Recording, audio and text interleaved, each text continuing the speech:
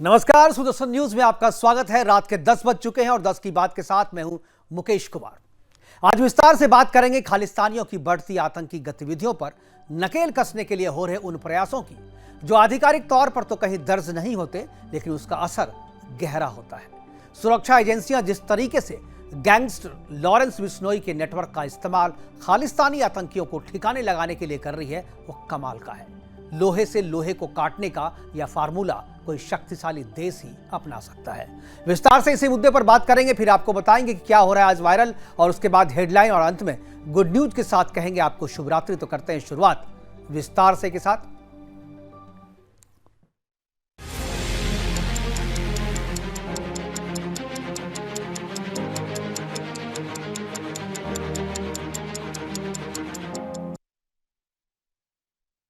ऐसा बहुत कम ही होता है जब एक गैंगस्टर किसी नेता या अभिनेता से ज्यादा नेशनल ही नहीं बल्कि इंटरनेशनल सुर्खियां भी बटोरे और साथ ही देश में पब्लिक की सहानुभूति भी। लॉरेंस का अपना कोई सोशल मीडिया अकाउंट भले ही ना हो, लेकिन सोशल मीडिया पर लॉरेंस बिश्नोई के फैन फॉलोइंग कई बड़े बड़े सेलिब्रिटीज की फैन फॉलोइंग से भी ज्यादा है।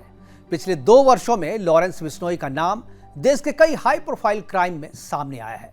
लॉरेंस बिश्नोई देश की सबसे सुरक्षित साबरमती जेल में बंद है। उसे अनधिकृत तौर पर सरकार की सुरक्षा मिली हुई है। वो जेल से बाहर नहीं आ सकता और ना ही किसी दूसरे प्रदेश की सरकारें उसे रिमांड पर ही ले सकती है और ना ही विदेश की सरकार उसका प्रत्यर्पण ही करा सकती है। मिली जानकारी के मुताबिक BNS यानी भारतीय न्याय संहिता की विशेष धारा बना करके सरकार बिश्नोई को सुरक्षा प्रदान कर रही है और अब सरकार यदि उसे इस तरीके की सुविधा दे रही है तो उसके इस एसेट को या उसके इस प्रयास को समझा जा सकता है कि इसके पीछे वजह क्या है, और वह वजह है लॉरेंस बिश्नोई का विदेशों में फैला नेटवर्क।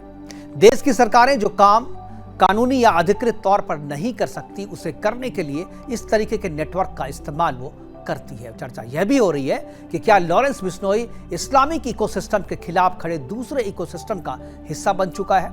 खालिस्तानी आतंकी पन्नू और अमेरिका और कनाडा में फैला उसका आतंकी नेटवर्क हमारे लिए यानी देश के लिए सिरदर्द साबित हो रहा था, और ऐसे सिरदर्द का इलाज सरकारी दवा के बिना नहीं हो सकता। इसलिए इसकी सर्जरी के लिए लॉरेंस बिश्नोई जैसे नेटवर्क का इस्तेमाल सरकारें करती रही है, और इस बार भी सरकारें सर्जरी के लिए लॉरेंस बिश्नोई के नेटवर्क का इस्तेमाल कर रही है। हर शक्तिशाली देश अपने दुश्मनों का सफाया दूसरे देशों में ऐसे ही नेटवर्क के जरिए करती है या करवाती है। अमेरिका ने पाकिस्तान में घुसकर अपने दुश्मन लादेन का सफाया भी इसी तरीके से किया था। इराक में घुसकर सद्दाम का सफाया भी अमेरिका ने इसी अंदाज में किया था। इजराइल ने भी अपने दुश्मनों का सफाया यूरोप, एशिया और अफ्रीकन देशों में घुसकर इसी तरीके से किया था। निज्जर की हत्या के बाद कनाडा के साथ हमारे राजनयिक संबंध भले ही खराब हो गए हों, लेकिन इससे कोई बहुत ज्यादा फर्क नहीं पड़ता। कनाडा की ट्रूडो सरकार निज्जर की हत्या के मामले में सीधे तौर पर लॉरेंस बिश्नोई के गैंग का नाम ले चुकी है, तो दूसरी तरफ अमेरिका आरोप लगा रहा है कि खालिस्तानी आतंकी पन्नू की हत्या की साजिश में आरोपी विकास यादव का संबंध भी लॉरेंस बिश्नोई गैंग के साथ है।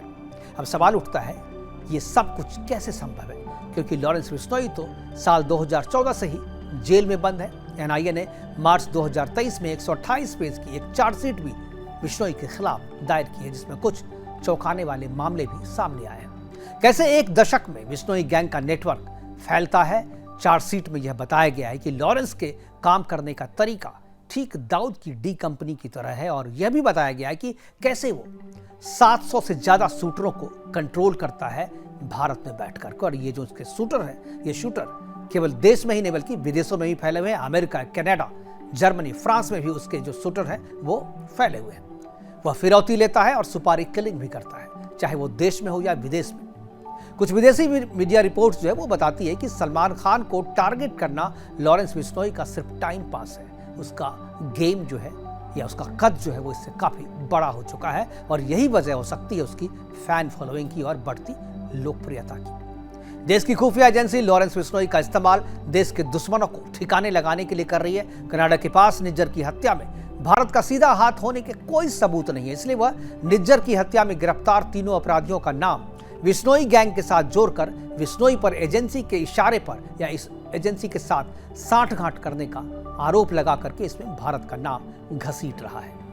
कनाडा में खालिस्तान समर्थित न्यू डेमोक्रेटिक पार्टी के साथ जस्टिन ट्रूडो की सरकार चल रही है, वो उसके साथ साझा सहयोग में है और यही वजह है कि सहयोगी पार्टी के दबाव में ट्रूडो निज्जर की हत्या में भारत का नाम बिना सबूत घसीटने को मजबूर है। और अमेरिका में भी लगभग ऐसा ही मामला है।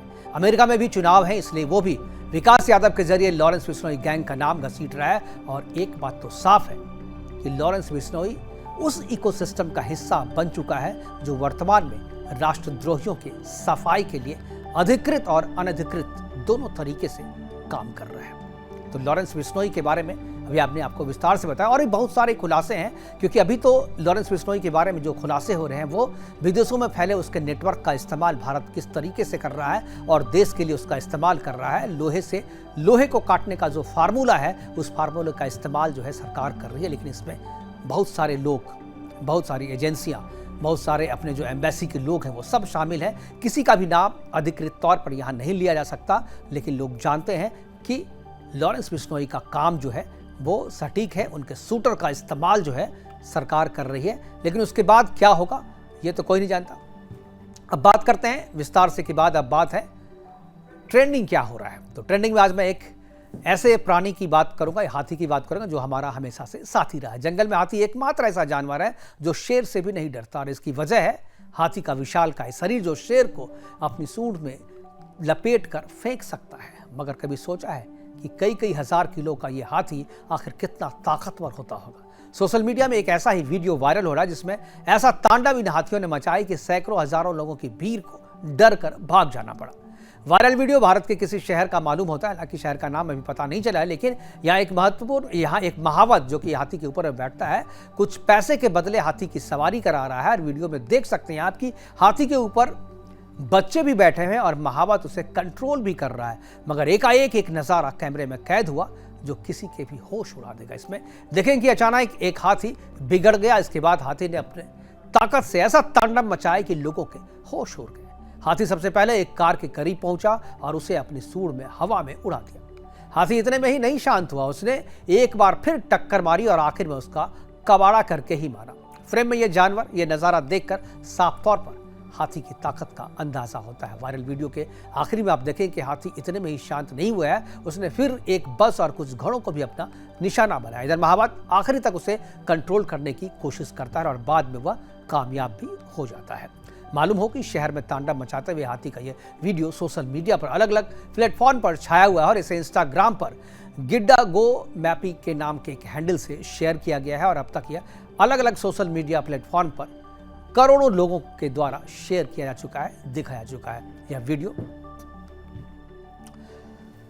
अब दूसरा जो एक वायरल वीडियो हम आपको दिखा रहे हैं, मान ना मान मैं तेरा मेहमान, और बिना बुलाए मेहमान कैसी कहावतें सच होते तो कई बार आपने देखा होगा, लेकिन शर्त लगाकर कहा जा सकता है कि इस तरीके का आपने नहीं देखा होगा।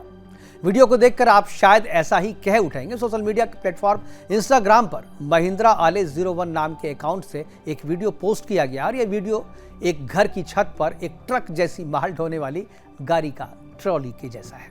घर के आंगन में कई सारे ईंटें और दीवारें के टुकड़े जो हैं वो बिखरे पड़े हैं। वीडियो को देखकर ऐसा लग रहा है कि शायद किसी एक्सीडेंट की वजह से ट्राला जो है, जो कि ट्रक के पीछे में होता है, वो सीधे सड़क के किनारे बने घर की छत पर चढ़ गया है और फ्लाई करके आया या किस तरह से आया, ये इसका वीडियो अभी हमारे पास नहीं है, किसी के पास नहीं है। लेकिन ये जो अभी वीडियो आप देख रहे हैं वो छत पर सीधा वो ट्राला पहुंचकर कैप्शन के साथ पोस्ट वीडियो में बैकग्राउंड म्यूजिक के तौर पर पंजाबी के मशहूर सॉन्ग करके फ्लाई आवाजी में बुलावा का इस्तेमाल किया गया है। वीडियो काफी दिलचस्प है। वीडियो देखने के बाद ऐसा कयास लगाया जा रहा है कि शायद किसी एक्सीडेंट के बाद ट्रॉला फ्लाईओवर के ऊपर से गिरता हुआ छत पर आकर के अटक गया है।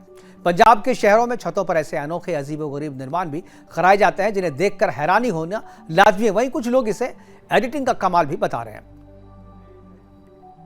बात कल के हेडलाइंस की, यानी कल जो अखबार में आप पढ़ेंगे वो खबर हम आपको आज रात में ही बता देते हैं। कल प्रधानमंत्री मोदी झारखंड में बीजेपी के लिए चुनाव प्रचार करते आएंगे नजर। इस दौरान प्रधानमंत्री नरेंद्र मोदी 3 किलोमीटर से भी लंबे रोड शो का नेतृत्व करेंगे। भाजपा ने कार्यकर्ताओं की एक बड़ी सभा की योजना भी बनाई है जिसमें स्थानीय लोग भी प्रधानमंत्री की एक झलक पाने के लिए इकट्ठा होंगे। भाजपा के सभी वरिष्ठ नेता भी रोड शो में हिस्सा लेंगे। जो दूसरी हेडलाइन वो महाराष्ट्र से है महाराष्ट्र विधानसभा चुनाव के लिए बीजेपी 10 नवंबर को अपना संकल्प पत्र जारी करेगी। गृह मंत्री अमित शाह पार्टी का घोषणा पत्र जारी करेंगे। बता दें कि इससे पहले बीते रविवार को गृह मंत्री ने झारखंड विधानसभा चुनाव के लिए पार्टी का संकल्प पत्र जारी किया था, जिसमें राज्य में यूसीसी लागू करने, बांग्लादेशी घुसपैठियों को झारखंड से बाहर निकालने की घोषणा की गई। तीसरी खबर भी महाराष्ट्र से है। महाराष्ट्र विधानसभा चुनाव के लिए महाविकास अघाड़ी की ओर से रविवार को फुल घोषणा पत्र जारी किया जाएगा। इस अवसर पर कांग्रेस अध्यक्ष मल्लिकार्जुन खड़गे, एआईसीसी महासचिव केसी वेणुगोपाल समेत कई नेता रहेंगे मौजूद।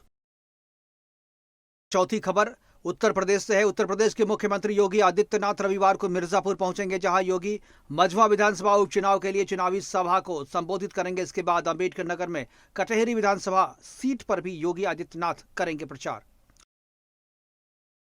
पांचवी खबर खेल से। भारत और साउथ अफ्रीका के बीच जारी है 3 T20 मैच की सीरीज का दूसरा मुकाबला कल सेंट जॉर्ज पार्क स्टेडियम में खेला जाएगा। टीम इंडिया ने सीरीज से पहले मैच में दमदार जीत दर्ज की थी।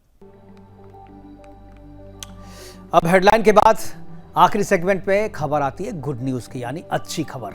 अच्छी खबर आज हम आपको बता रहे हैं कि गुड न्यूज की ये गुड न्यूज दिल्ली एनसीआर के लिए गुड होने वाली है, क्योंकि नोएडा इंटरनेशनल एयरपोर्ट 17 अप्रैल को 2 कार्गो और 25 घरेलू 3 अंतर्राष्ट्रीय विमान सेवा के साथ जो है शुरू होने वाला है। इसके देश के 25,000 यानी गौतम बुद्ध नगर से सीधे जुड़ जाएंगे। 25,000 लोग जो हैं वो इससे सीधे जुड़ जाएंगे। महानिदेशालय नागर विमानन ने नोएडा एयरपोर्ट से 25 घरेलू सेवाओं को शुरू करने पर सहमति दे दी है। जल्दी ही 3 अंतर्राष्ट्रीय फ्लाइट भी यहां से शुरू होगी। इंटरनेशनल एयर ट्रांसपोर्ट एसोसिएशन ने इसके लिए अनुमति दे दी है। हालांकि अभी तक इस पर केंद्र सरकार का फैसला आना बाकी है। नोएडा इंटरनेशनल एयरपोर्ट के कमर्शियल ऑपरेशन के लिए भी 17 अप्रैल की तारीख तय हो चुकी है और इससे पहले एयरपोर्ट के संचालन से जुड़ी जांच एवं केंद्रीय विभागों की अनापत्ति यानी एनओसी की प्रक्रिया भी पूरी की जा चुकी है। 10 अक्टूबर से 14 अक्टूबर तक चले इंस्टेंट लैंडिंग सिस्टम की जांच के बाद डीजीसीए ने प्रमाण पत्र जारी कर दिया है। 15 नवंबर से 15 दिसंबर के बीच बिना यात्रियों के फ्लाइट की ट्रायल भी जो है वो शुरू हो जाएगा। तो ये गुड न्यूज़ थी कि नोएडा में रहने वाले लोगों के लिए ये है। अब बात आखिरी सेगमेंट में फीडबैक की। हम बात करेंगे कि हमारे लास्ट सेगमेंट में फीडबैक में, जिसमें हम आपको बताते हैं कि ये प्रोग्राम आपको कैसा लगा, और इस प्रोग्राम से संबंधित यदि कोई आप राय या सुझाव देना चाहते हैं तो 10kibaat@gmail.com पर आप अपना सुझाव जो है हमें दे सकते हैं। और कोई भी खबर अगर आप चाहते हैं कि इसमें इंक्लूड हो, कोई सेगमेंट अगर आप चाहते हैं इसमें जोड़ना, तो वह भी ज़रूरी है, क्योंकि इस सेगमेंट में हम आपको खबर जो समाज और राष्ट्र के लिए बहुत ही ज़्यादा ज़रूरी है वो हम आपको दिखाते हैं, और आपसे भी उम्मीद करते हैं कि आप इस तरीके की खबरें हमारे दें। और हमेशा की तरह खाने से पहले किसानों को और सोने से पहले जवानों को धन्यवाद करना चाहिए, जिसके कारण हम और आप अपने अपने घरों में चैन की नींद सो रहे हैं। तो शुभ रात्रि। आज के 10 की बात में इतना ही। नमस्कार।